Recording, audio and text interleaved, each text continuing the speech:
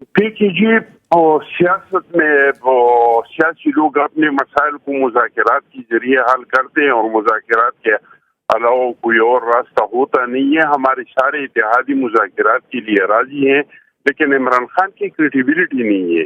وہ صبح ایک بات کرتے ہیں، دوپہر کو دوسری بات کرتے ہیں، شام کو تیسری بات کرتے ہیں۔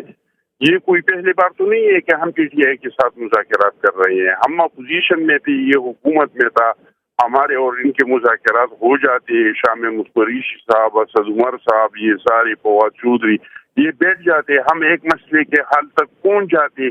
پھر اس کے بعد جب یہ لوگ بنگال آ جاتے تو کہتے تھے کہ بھائی وہ خان صاحب مانتی نہیں ہے۔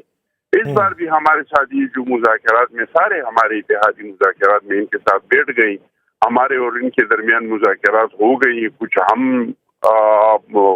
پیچھے آ گئی، کچھ وہ لوگ پیچھے چلے گئے۔ اس کے بعد عمران خان صاحب کا بیان آ گیا کہ 14 مئی کو اگر الیکشن نہیں ہو رہا ہے تو اس کے بعد مذاکرات کی کوئی اہمیت نہیں ہے۔ تو آپ مجھے یہ بتائیں کہ ایسے حالات میں ہمارے لوگ، اچھا، کیونکہ ان کی نا دیکھیں ان کی ریپرزنٹیشن یہاں موجود نہیں ہے، تو میں آپ کو صرف ایک بات بتا دوں، انہوں نے یہ نہیں کہا 14 مئی کے انتخابات کا، وہ کہہ رہے ہیں 14 مئی سے پہلے اسمبلیاں نہیں تحلیل ہوں۔ اس وجہ سے وہ کہتے ہیں کہ مذاکرات نہیں آگے چل سکتے، کیونکہ آپ 14 مئی سے پہلے اسمبلی تحلیل کریں، الیکشنز وہ کہہ رہے ہیں کہ پھر ظاہر ہے کہ تحلیل ہو جائے گا تو پھر آگے تحلیل کرے 90 دن۔ بھائی ہم کیوں اسمبلیاں تحلیل کرے؟ عوام نے اگر 12 اگست تک لوگوں کو مینڈیٹ دیا ہے سندھ اسمبلی کو، تو عمران خان صاحب کے خواہش پسند کہ وزیر اعلیٰ اپنی اسمبلی کو کیوں نہیں، وہ تو آپ کی، میں بالکل آپ کی بات سے ایگری کرتا ہوں، وہ پنجاب اور خیبر پختونخوا میں الیکشنز کروا دینا۔ ایک منٹ آپ مجھے بھی سنیں نا پلیز، آپ سوال کریں پھر جواب بھی سنیں۔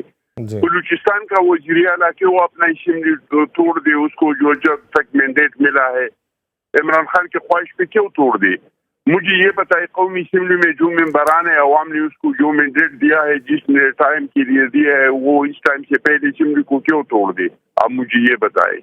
اس لیے توڑ دے کہ عمران خان کا خواہش ہے، یہ ملک عمران خان کے خواہش پہ چلے گا۔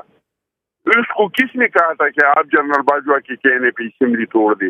یہ تو خود کہہ رہے ہیں کہ باجوہ نے انہیں اکتوبر میں کہا تھا، انہوں نے اسمبلی جنوری میں توڑی ہے۔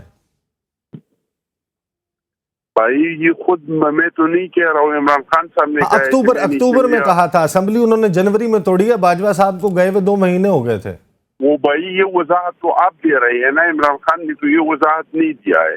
عمران خان نے تو یہی کہا ہے کہ اسمبلی تو 14 جنوری کو بریک کہ میں نے صوبائی اسمبلیوں کو جنرل باجوہ کے کہنے پہ توڑے تھے۔ تو بھائی اگر آپ نے اس کے کہنے پہ اسمبلیاں توڑے تھے تو اس کا قصوروار ہم تو نہیں ہے۔